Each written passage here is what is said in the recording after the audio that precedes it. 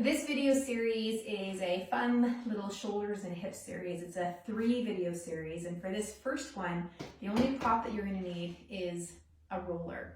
So what we're going to do is begin on our backs, and then just rest here and breathe. And notice what your body feels like. Notice what your breath feels like.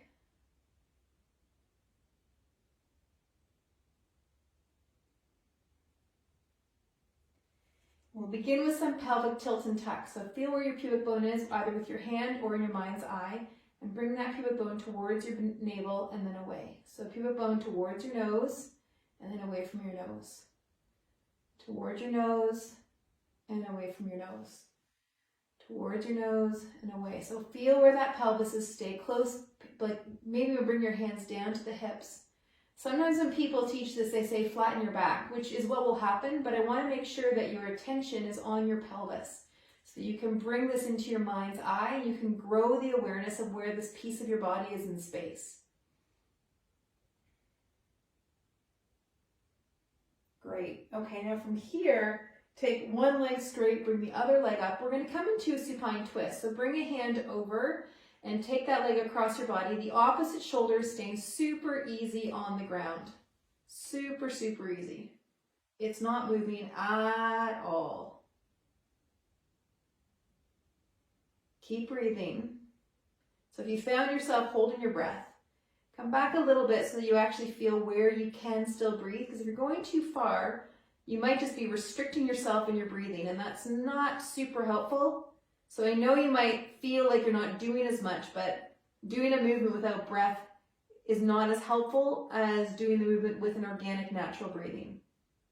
Good, and then come on back. Good, other side. Bring that leg up and over you go.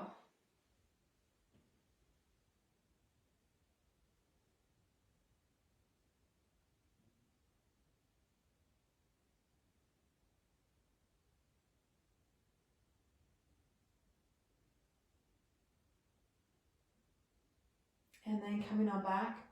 Great. And then we're going to, from here, rolling on over and coming up into a twist from tabletop. It's going to look like this. Hands and knees. One arm comes in behind you, palm on the roller, and take yourself into a twist. Now, sometimes when people do this, they drop way down to the floor. Really focusing on making this a twist. This is a great connector between your shoulders and your hips.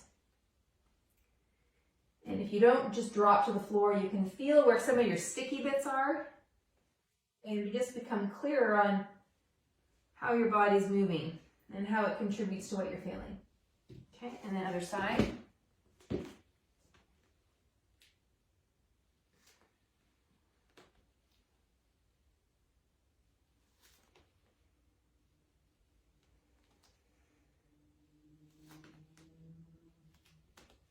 Good. Okay, and then come on out. And then we'll leave this guy off to the side. And then come into your hands and your knees. And gently come into a child's, kind of quasi-child's pose, and then back up to tabletop. Quasi-child's pose, and back up to tabletop. So you're moving through your hips and your knees and your shoulders. So watch that you're not arching your back. I mean, that is a movement. Like doing something like this and undulating is a movement, so you could do that. It's just not what I'm showing you right now. So hips, knees, and shoulders. Feel the timing of them.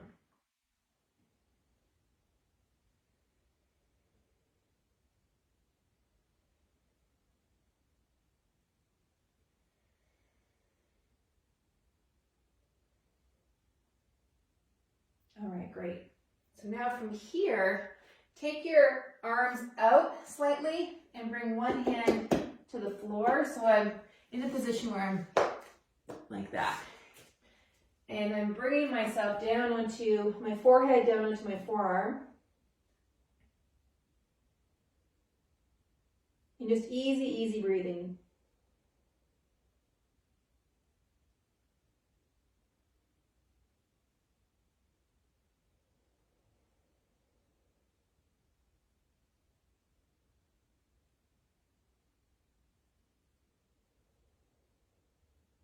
Lovely. Good. Other side.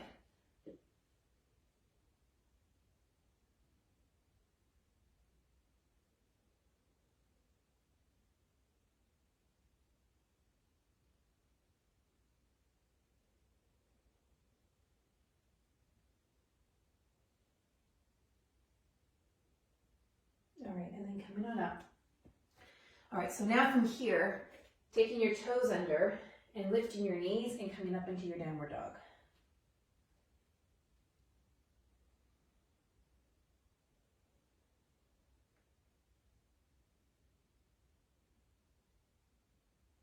And then from here, coming down into your plank and then back up.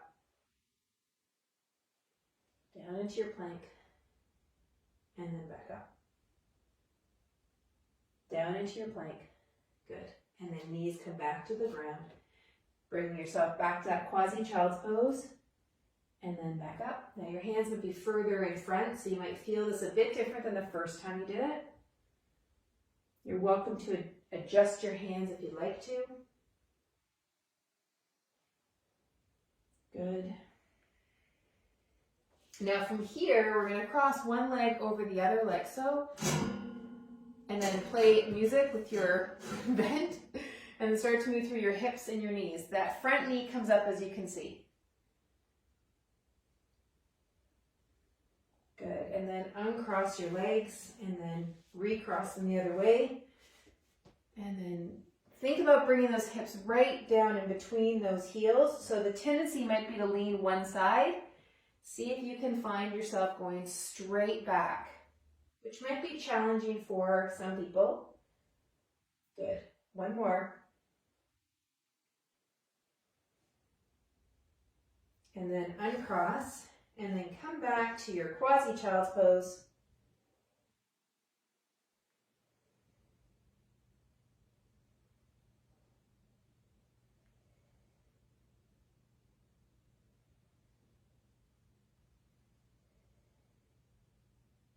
Last one.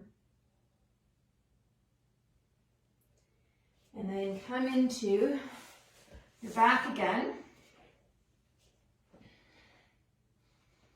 Raise one foot up to the sky, place the hand on the knee and press that knee into the hand. Watch that you don't over engage through here. It's the hip flexor that's doing the work, not the side of you. There's obviously some work here because your hand is here and there's a response here, but I want you to think more about the engagement of the hip flexor because that knee is pressing into the hand. Really, really easy through the shoulder and the neck. Good. And then other side.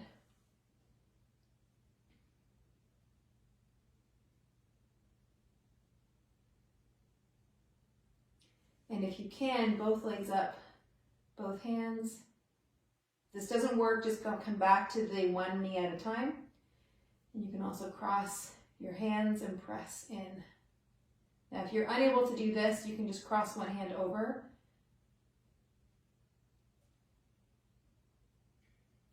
And then swap your hands.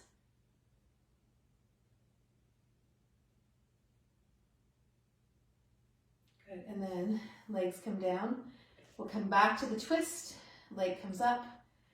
Come into the twist.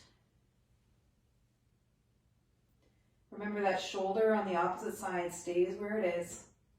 Really, really easy. Watch your breath. Use your breath as a barometer. So if you're starting to get a little bit limited in your breathing, chances are you're going too far. Good. And then come back out. Other side.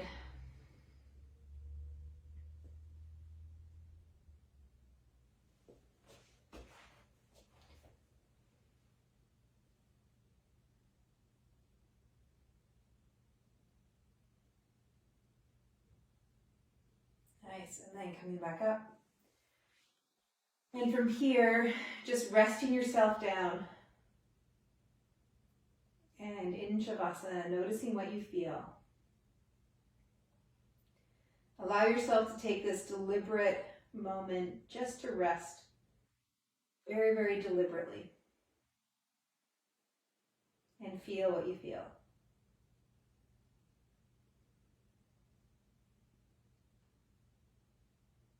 And then when you're ready to move, be again deliberate about 5 breaths before you go on to your next task or activity.